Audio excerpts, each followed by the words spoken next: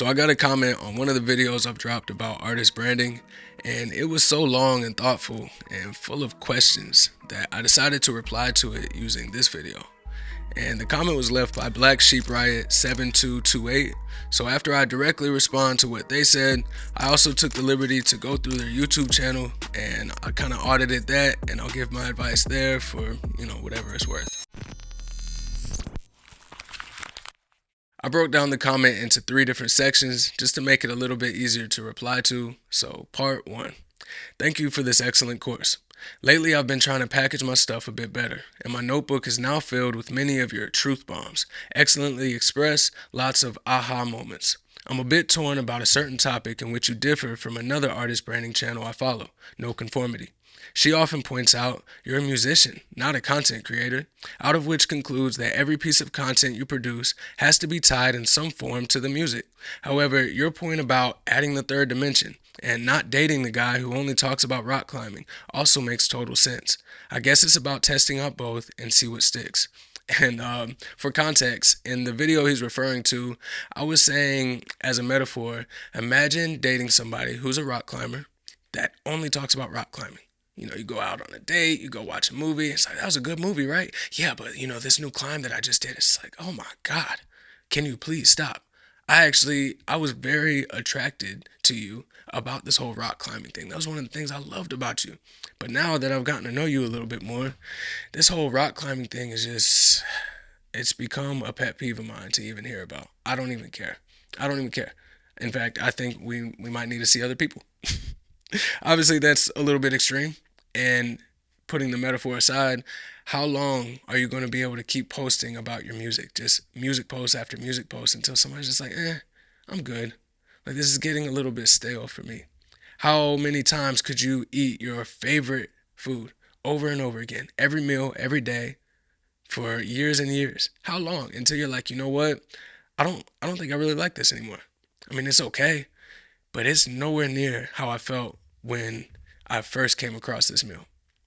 And that same type of reasoning, I think, could be said for our music. There is nothing new about what I'm saying. When I say to put other sides of you out there, this isn't new. They've been doing this before the internet. What do you think behind the scenes and interviews were? Yeah, you didn't see it as often. It was something where, you had to be like on TV, and you had to be on MTV or whatever the fuck, like how it was years and years ago, like decades ago, before the internet. But now, this is where the attention is. This is where all of the businesses are going and posting their content. You can't name any business that is successful that isn't posting content on YouTube and TikTok, and even the news now. Even the news is posting clips on YouTube and putting it on X and trying to get views on Instagram. They're just looking for wherever the attention is. And that's what we need to do. There's nothing wrong with that. I'm not saying that you should become some content creator. Honestly, I, for the longest time, would have been nodding my head to what the woman in No Conformity said. Yeah, we're not a content creator. I'm a musician. I'm an artist, bro. So what are you talking about? I'm supposed to be chasing viral trends, seeing what sounds are sticking right now. Forget all that. There's a reason behind what I'm doing. And to all of that, I say, yeah, I agree. You're not one of these content creators. You're not trying to go viral for viral sake. You actually do have a purpose to what you're doing. You're not just gaining attention for attention's sake. I guess we are closer to the businesses out there creating content than the content creator, the average everyday influencer that's putting out content. We're closer to the business that says, hey, this actually does need to be tied to a different metric. I want to make sure people are crossing over, and for them, they're trying to get sales. They're trying to, get their services bought, whatever the fuck it is for them. For us, we're trying to get our music listened to. We're trying to get people attached to our brand because it is so much more than just, oh, yeah, I listen to their music. You know how much deeper a fan can connect with you if you actually show more parts of yourself. If you show the way that you think about things, just the way that your thought process works, your beliefs, your interests, all of these things that you're like, well, why would they be interested in that? Who would care about that? The most interesting thing about me is my music. I might as well put that out. And I push back on that so strongly because that's not all that we are. We're not just because we're musicians, that means that's it. That's how we should define ourselves. We're not individuals as well. I think you'd be surprised how many people would love you just because of the things that you believe, the things that you say. And when it comes to content, you can just talk, literally talk. We call them podcasts. You can literally just talk about shit you believe. You could even bring somebody in and just have a conversation and clip that out, and there's your content. You don't have to worry about dance trends or anything like that. Any of the things that people, when you think of the cliche, well, if I'm on TikTok or I'm on social media in general, I got to do all these viral dances and shit like that. I don't know why people think dances is the only way to go viral. I don't know why people would think that like a podcast clip can't get thousands or even millions of views. Why not? Why can't your content about your music get thousands or millions of views? Why do you have to conform to whatever these content creators, these influencers are doing? You don't. So I actually really like her her channel name for that, no conformity. You shouldn't conform to what the average person is doing just because this is what's working, right? Yes, you want to make sure you have a strategy and a plan that does work, but that doesn't mean that you lose your soul in the process. And what I'm telling you to do, like I said, is not brand new. You are just electing yourself to be vulnerable in front of your fans. And at first, you might feel like, well, nobody's going to watch the things that I say. The most attention that I get or the most views that I get is when I release stuff about my music. So to that, I can understand how it's a little bit disheartening to put out other types of content and be like, why am I doing this? So it does have to come from an authentic place. And I think as you probably saw in the video that you commented on, I think that having your own podcast is one of the the easiest ways to just put out yourself authentically. It's really hard to hide yourself after just putting out hours of content of just talking, having conversations or rambling to yourself, whatever you want to do. There's little hiding that you can do. And in the age of AI, in the age of is this person even real? Is this one of those like artificially generated influencers? You know how realistic these motherfuckers are looking now? Is this a person? In the age of that, it's our superpower to be authentic. It's our superpower to be able to be vulnerable, to have these different experiences that we can draw from. You can't do that if you're artificially generated. And it's not like us against the robots, but man, I think it's at least smart to acknowledge where our strengths lie as creators. And it's not just, us against robots, it's you versus everyone. And I don't even mean that in some negative competitive type of way, as in like, it's scarcity mindset. If that person gets successful, that means that you won't be able to be successful. All of that is stupid. But if you are thinking about how can I differentiate myself from other people, there's nothing unhealthy with that. That's what, if you've ever played sports, that's what you do in sports. At least the good athletes, that's what you do in sports. You look at your teammates, you look at other players, and you're like, okay, what can I do? Because this person is better than me at this. This person actually has a little bit of an edge on me with this. And you just have to be humble and objective enough to say, where can I improve? How can I do better? So when you think about you compared to other people, how can you be different? It's very easy if you just be yourself. And that's so cheesy, right? That's one of those things where it's like, oh, that's like a little Hallmark card or whatever. But it is so true.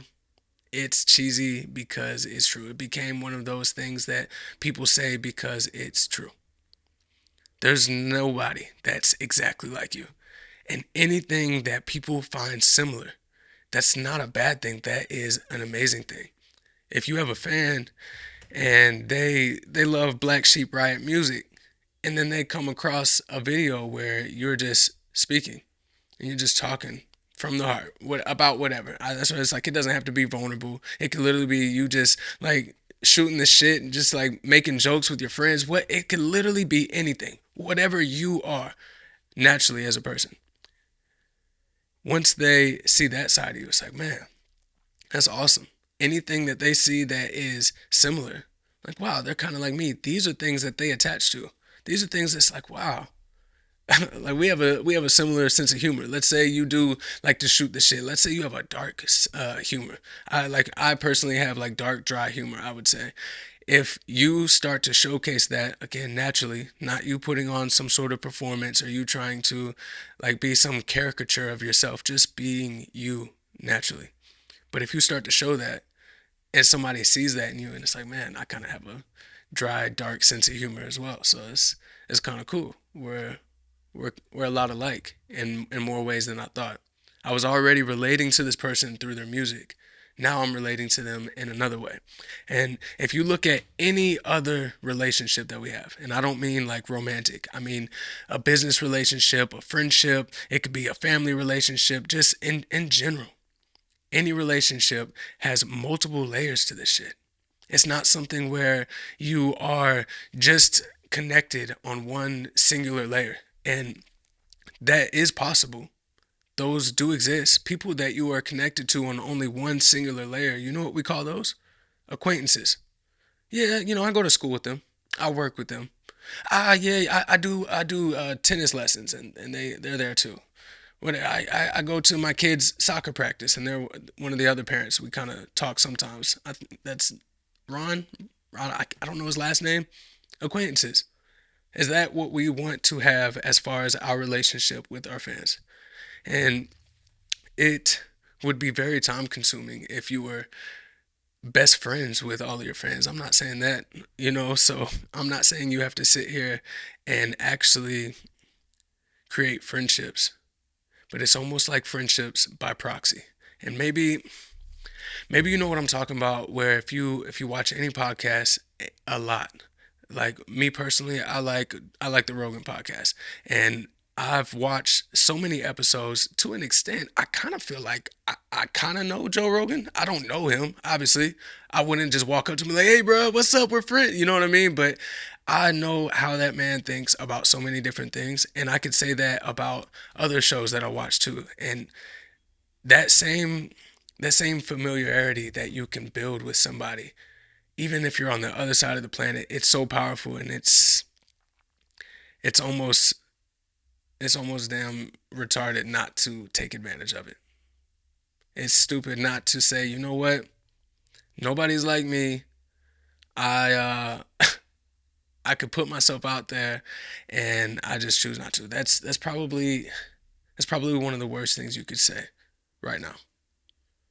It's like I think putting your music only out there just helps you blend in with everybody else. I'm sorry. And I haven't listened to your music like that. So you might have the best music ever. But if nobody's really paying attention, it doesn't matter. And if you look like somebody else that just has like a DistroKid account or a CD Baby account and they're just trying to make it, bro, it really doesn't matter. But if you're just being you, like what can you say? Man, they're doing them.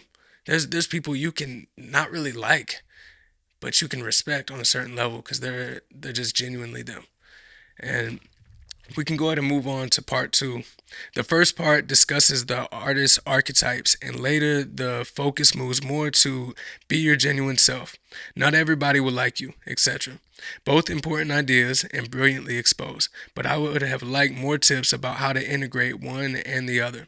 My guess is be your genuine self, but then depending on the archetype you choose, you'll underline more this trait or the other.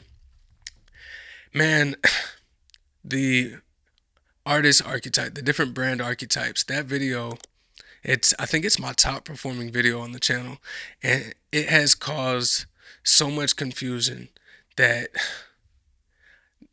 I've tried to clear it up with other videos that I have out there, but that video solely has created so much confusion in people, and I wish I would have packaged it differently. The artist archetypes are not something that you just choose. It's not something that you're putting yourself in a box. And again, I tried to express that in that video, but I know now, obviously, because of all the confusion, I should have done better. I should have addressed it even more, because that's kind of how I did first look at it when I came across the whole artist archetypes thing. It's like, okay, so it's like, am I a creator? Am I a magician? What am I? Am I the sage? Am I the all these different things? Where it's like, I'm not the jester. How funny can I really be? I mean, sometimes I'll get a laugh, and you're sitting here thinking about yourself, where it's like, ugh. Like that's not how anybody works. That's not how anybody works. I wanted people to think about the different archetypes, because that is how branding has historically been looked at, as far as if you were looking at corporate branding. We are so nuanced because we're people. And yes, there can be multiple boxes you fit in. And I think in the video I said try to go for like 2 to 3. You don't want to be like all over the place. But at the end of the day, that's only because people for the most part are not all over the place.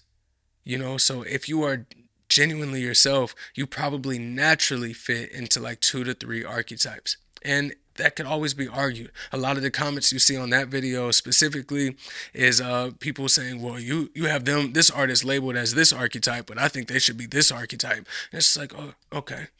At the end of the day, like we kind of get the vibe of who this person is. It's like it'll be like such a small difference. The archetypes are just,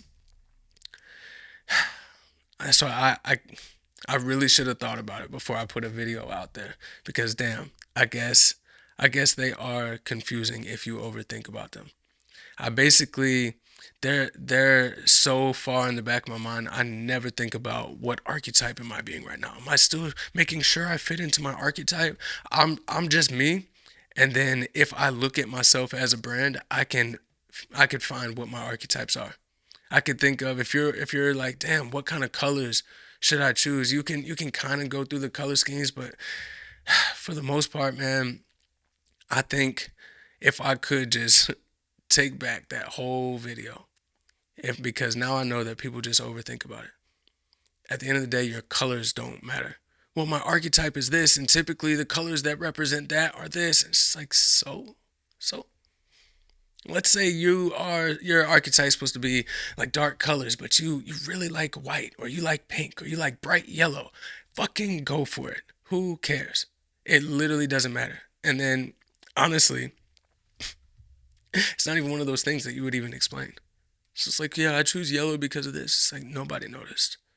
Nobody noticed. There's so many things that we pay attention to, the minute little details that only 0.01% of people notice. And that's okay. That's what makes us creatives. That's why we will spend hours on a mix trying to make sure this one specific part and the reverb could be a little bit tighter right here, and all of these little things and nuances that it's just like, okay, but who will really notice the difference? I will.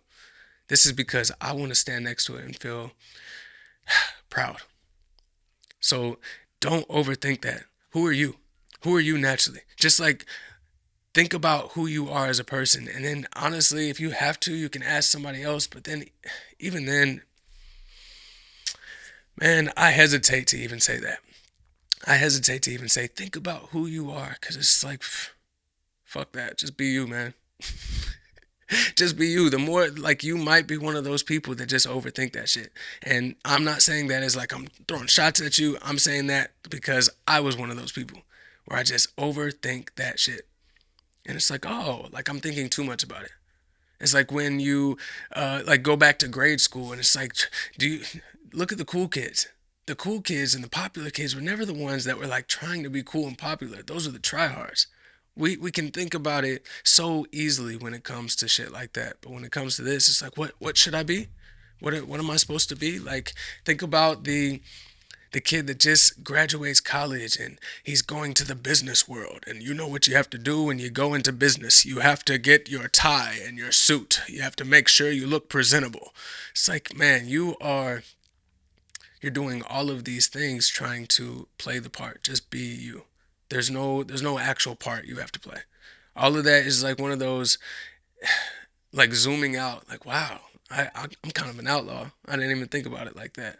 That's pretty cool. It's like I'm an outlaw jester, in a bit. And then that can spark, like, damn, like, I guess I am kind of funny. Maybe I could lean into that, do a little bit more jokes. But it's such a tight walk. It's such a balance between that and making sure you're not just doing this again to be some sort of caricature of yourself. It's like this is what they want, right? Haha, here are my jokes. Here's another pun. Fuck that. Just be you. It's that same cliche advice if you like somebody and you want to impress them. It's like, oh, what if they don't like me and they don't think that I'm cool or I'm funny or I'm whatever? It's just like, just be you. They'll like you for who you are if you're just yourself. It's like that's the most cliche thing that you hear and you tell to kids growing up and shit like that. But damn, sometimes we have to remind ourselves of that. It's it really is that simple of just being us. Just being you. So I would say for you personally, don't worry about the archetypes. And in fact, if you are overthinking about anything with your brand, just like put it to the side. Like, damn, what color should I use? Like, does it really matter? It doesn't. It doesn't. It's one of those things like if you want to fixate over it, but in the grand scheme of things, I have come to the conclusion that it doesn't. The most important thing in your brand is you. It's not even your music. It's not your archetype. It's not any of that. It's just you.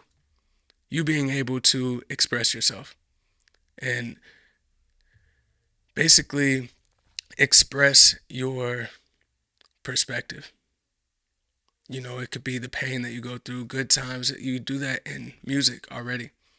It's doing that same thing, just opening up, shooting the shit. And like I said, it's all of the different sides of you. You don't have to show up and be a certain person for anybody watching you. And I think you would naturally find that you do just fit into an archetype the more you stop focusing on it. Spending hours mixing your vocals and still not getting the sound you want? Whether you're recording a new song or a new podcast, drag and drop recording templates by indieleverage make it easy to start with a great sound. Available for Logic Pro and Pro Tools, each template comes pre-configured with routing, vocal chains, and plugin settings built using professional plugins from Waves Audio. Just load the template, record your vocals, and start with a professional sounding mix immediately. Choose between the perfect rap vocals template or the perfect podcast vocals template. Download them today for just $2.99 at indieleverage.com/templates.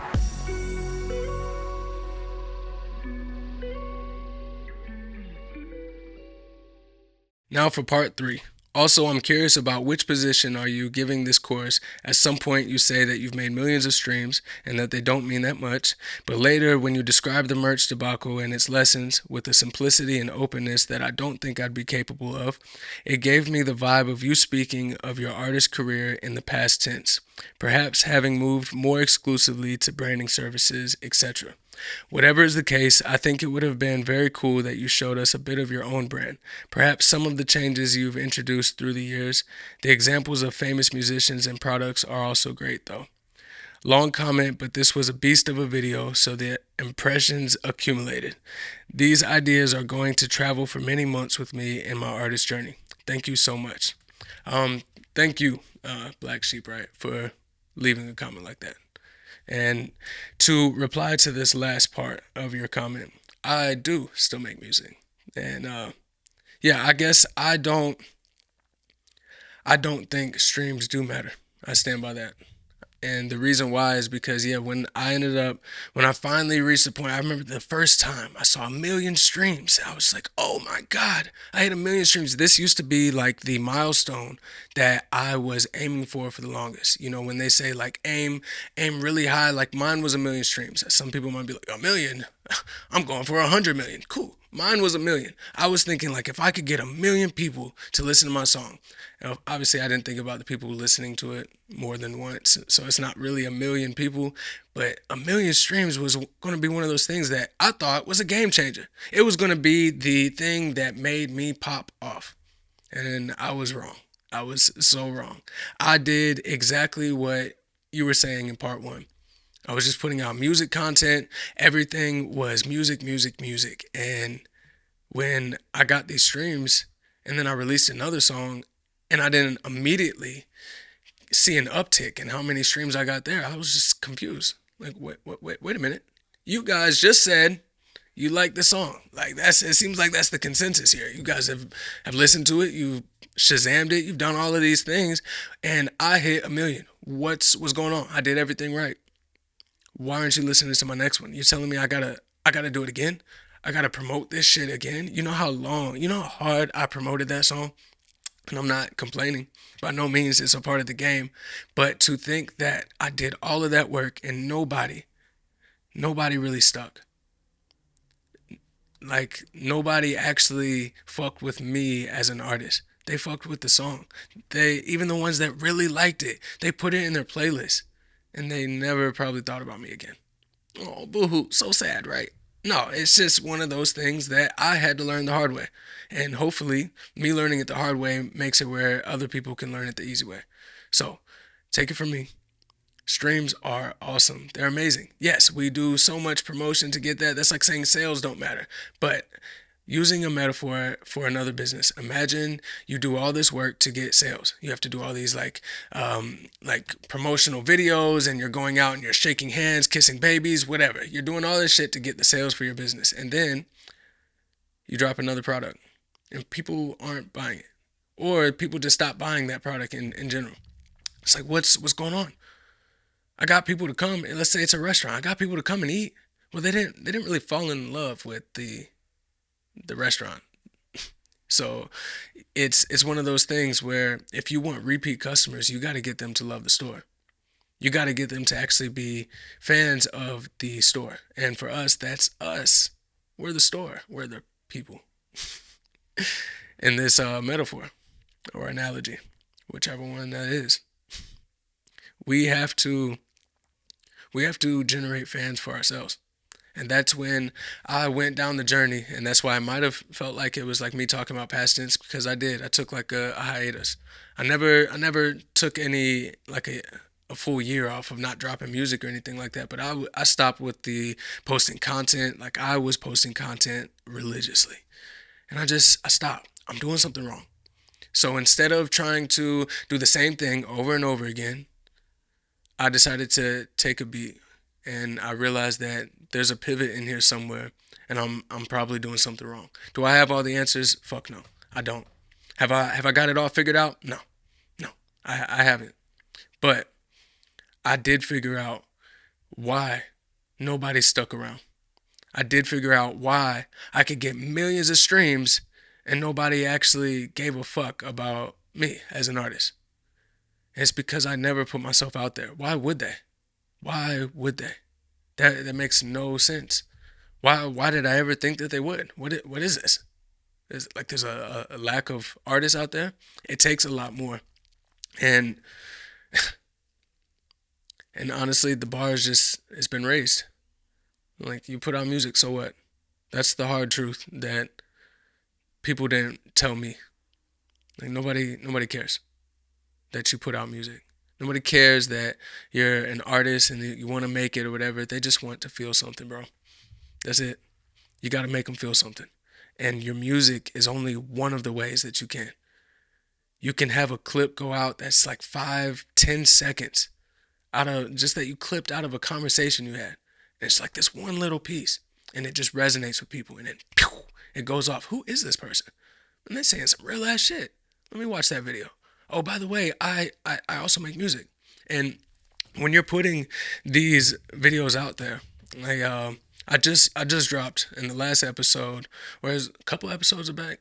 Either way, recently I dropped a video on the podcast where it was how to build an artist brand that runs itself. And the premise behind it is you can point to the other pieces of content in all of your content. So an example, let's say you do start a podcast. Let's say you have a video podcast that you put out there. You can have an advertisement that is promoting your song. In your actual episode, you can talk about being an artist. You can talk about how you just made this song. You can have all of these things naturally come up. I'm not saying, well, you're a content creator now. You're an influencer. Sorry, this is the game, bucko. No, you can bring up that you're a musician, but you're also a person. And I think a lot of the advice, like you're not a content creator, only put music stuff out there, it makes artists forget the person behind the art. You know what I mean? So, and like I said, it's more important than our music.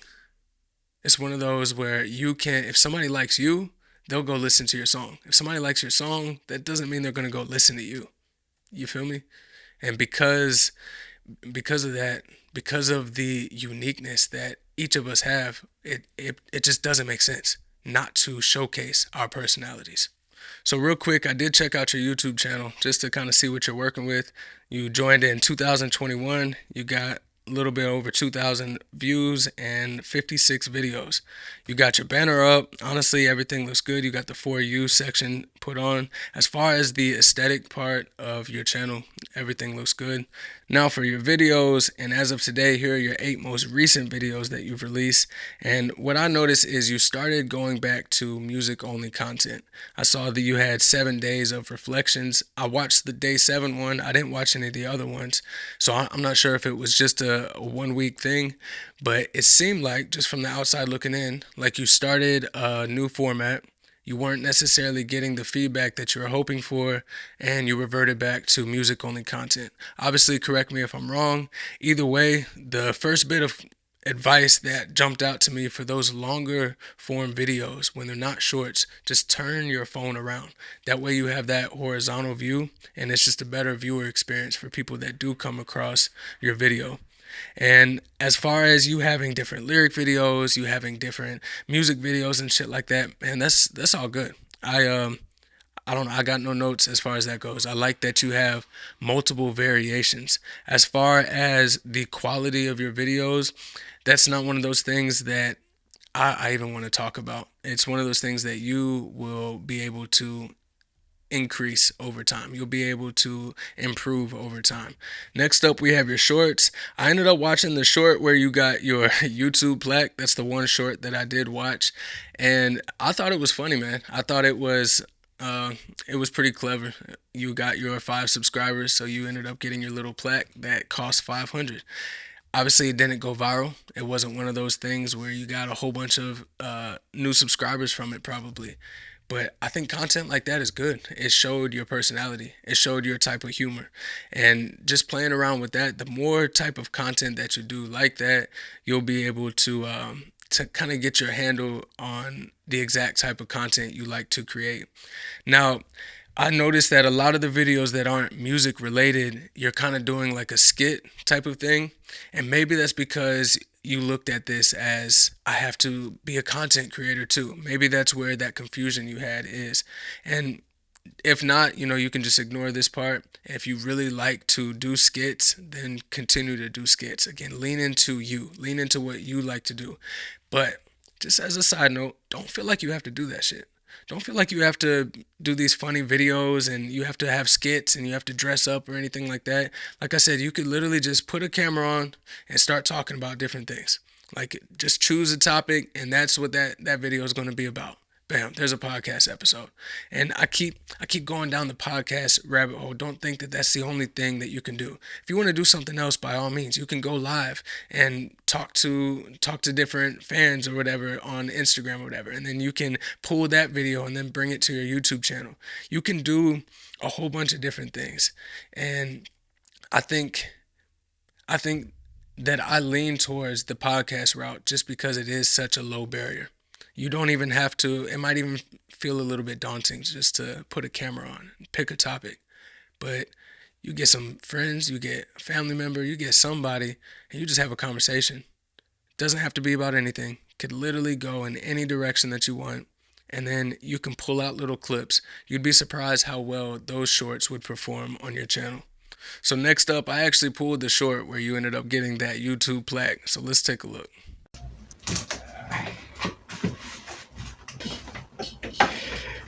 Check out my plaque. That's the cardboard plaque. They give it to you when you reach 5 subscribers.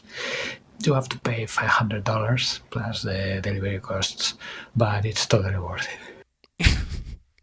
I don't know, man. It works for me. It works for me. I don't know. I think your accent is cool. I think that would go well. It's like automatically because you have an accent, as at least from an American's point of view, it's automatically like already just like, all right, what's this person saying? It's kind of funny. Maybe that's just me. Maybe it's just me. And you do have sort of dry sense of humor from at least what that video shows. Man, I'm telling you, there are gonna be people that will be why they fuck with you. That will be why they actually like rocking with you. And it's just a bonus that they happen to like your music too. So I would say continue to lean into your personality. You obviously have a personality to show. You can't be scared to be vulnerable, man. At least to a certain extent. I'm not saying you have to talk about your traumas and, family moments that you've had that were just awful growing up or whatever the fuck. You don't have to do all that shit. Like I said, anything where you feel like it's a box you have to fit, you have to do this in order to go viral. You have to do dances or skits, or you have to, if you are doing a podcast, you have to open up about the worst thing that's ever happened. You don't have to do shit, bro. You don't have to do anything. There is no rules. So continue to do you and continue to put out shorts like that. I personally, I put a thumbs up for that. Now, next up, we got your playlist. I see that you only have one playlist. This is a little bit of a no-no.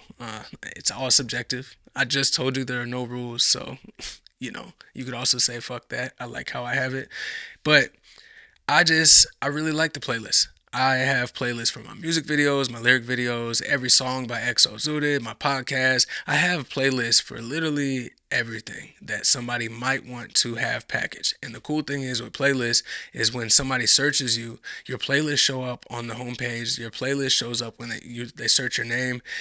So it's kind of just like extra exposure that you can get. And the difference between them clicking on your video and them clicking on your playlist, it will automatically take them to the next video on your playlist.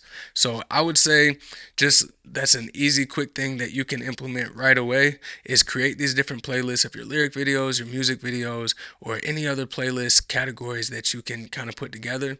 And it just helps, again, with that user experience. Like, wow, it's all right here. If somebody wanted to listen to every song that I've ever released, I have it in a playlist. If somebody wants to just listen to my new releases, that's a different playlist. Just my lyric videos, that's a different playlist. I have sped up and slowed down songs, that's a different playlist. I have all of these different playlists personally, and it just helps when it comes to organization on your YouTube channel. Like I said, just a quick thing that you can implement almost immediately. And I do see your post right here. You do use your post tab. That's awesome. I mean, a lot of people don't use that shit. So it's one of those things where that gets shown to people that don't subscribe to you. That gets shown to new people, and somebody might miss your video that dropped, and they see that. So that's perfect. No notes on that. In fact, you probably saw somebody do that, which is why you were like, hey, that seems like a good idea. I might be able to get more views. So Mr. Black Sheep Riot, that's all I got for you, man. And I hope this helps. I hope this clears any confusion that you may have had. And if you have any other questions, obviously feel free to drop a comment. But I wish you the best of luck with your music career.